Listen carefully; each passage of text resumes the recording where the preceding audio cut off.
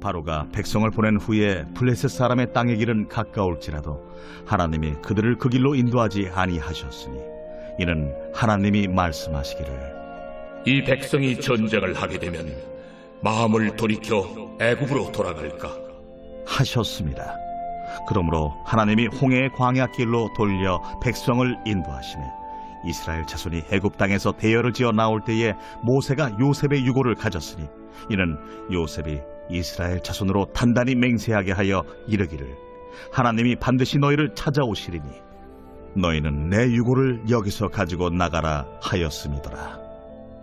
그들이 숫곳을 떠나서 광야 끝 에담에 장막을 치니 여호와께서 그들 앞에서 가시며 낮에는 구름 기둥으로 그들의 길을 인도하시고 밤에는 불기둥을 그들에게 비추사 낮이나 밤이나 진행하게 하시니 낮에는 구름 기둥 밤에는 불기둥이 백성 앞에서 떠나지 아니하니라. 수요일 아침 변함없이 말씀 묵상의 자리에 올라오신 교우 여러분, 말씀으로 역사하시는 주님께서 오늘 우리의 삶 모든 자리 가운데 풍성한 은혜를 베풀어 주시며 힘 주시기를 축복합니다. 함께 기도하며 묵상을 시작합니다. 하나님, 오늘도 하나님의 은혜를 얻고자 이 아침 말씀 앞에 올라와 겸손히 앉습니다. 말씀 묵상을 통해 오늘을 살아갈 힘과 지혜, 은혜와 능력을 얻게 하시고 주님의 풍성한 사랑이 내 삶의 자리 가운데 가득 채워지게 하여 주옵소서. 오늘 나의 삶 모든 자리가 주님으로 말미암아 기쁨이 가득 넘치며 나를 통해 주의 영광이 아름답게 드러나게 하여 주옵소서. 예수님 이름으로 기도드립니다. 아멘. 그 누구도 교만의 극치를 자랑하던 제국의 왕 바로를 꺾을 수 없었지만 여호와 하나님의 능력은 제국의 왕 바로를 굴복시켰습니다. 바로가 이스라엘 백성을 내보낸 이후 하나님은 이스라엘 백성을 블레셋 사람들이 다니는 가까운 경로를 통과하지 못하도록 하십니다.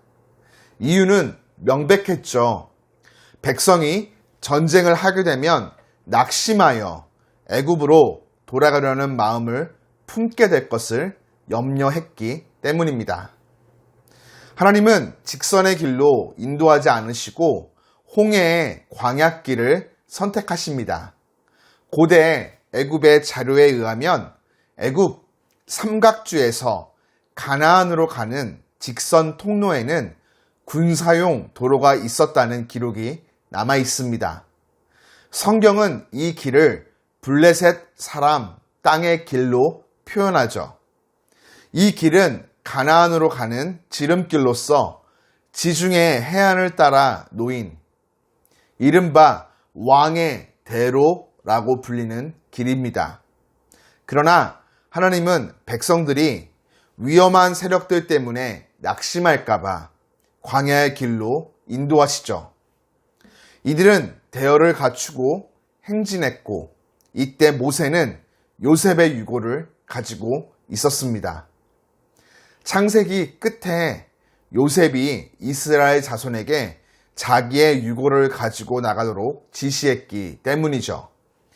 행진의 여정에서 요셉의 유언을 다시 들려주는 것은 가나안 땅으로 들어가는 일이 성취되어지고 있다는 것을 강조하는 것입니다. 애굽으로 팔려갔던 요셉의 유골은 애굽을 떠나 머지않아 약속의 땅에 묻히게 될 것입니다.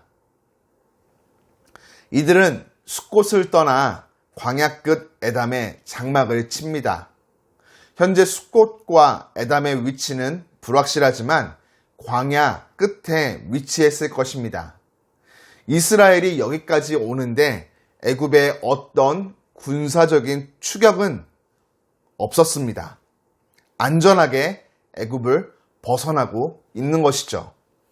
여호와께서 행진하는 길을 선택하신 것처럼 그들 앞에서 낮에는 구름 기둥으로 인도하시고 밤에는 불 기둥을 비추셔서 낮의 뜨거운 열기와 밤의 추위를 견디면서 행진하게 하셔서 어려움이 없게 하셨죠.